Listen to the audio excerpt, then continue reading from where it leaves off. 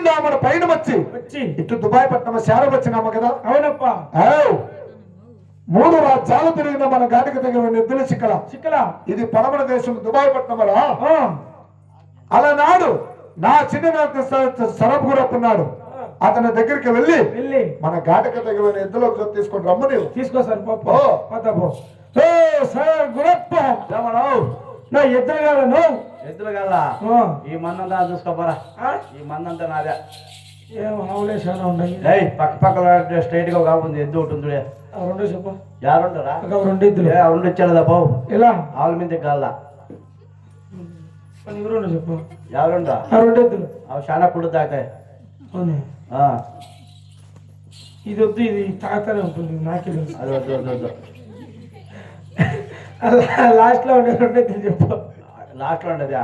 అవి ఇంకా పుల్ల ఇంకలేదు అప్పయ్య. అవునా? పోనీ కడపకుండా 2 ఎద్దులు చెప్పా. నువ్వు కడపకుండా ఎంత ఇస్తావురా?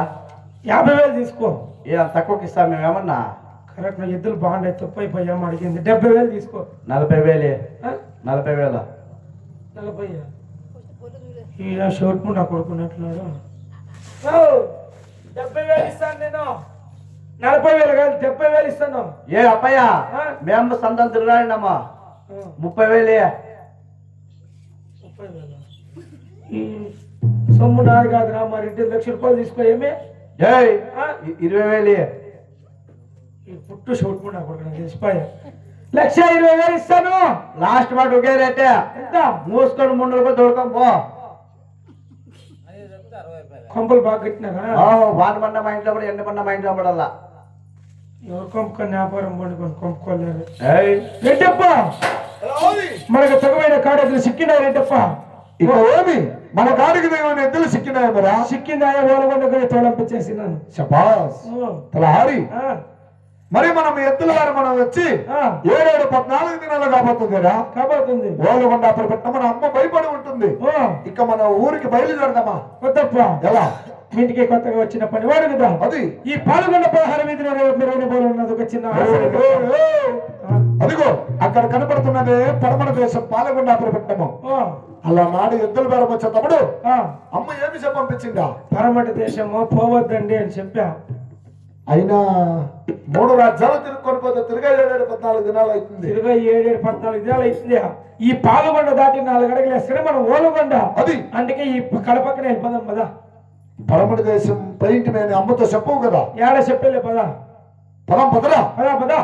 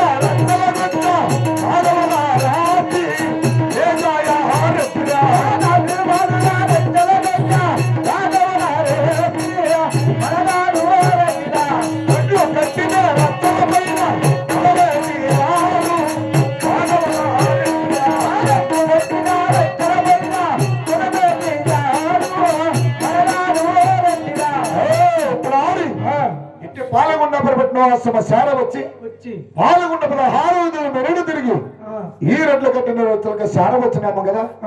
ఇక మన ఊరికి బయలుదేరలేము. ఈ రెడ్ల కట్టిన రచ్చల కాడ పౌలిచ్చి విశ్రాంతి దొరుకుని మరి యొక్క జమనలేసి మన ఊరికి బయలుదేరదామరా.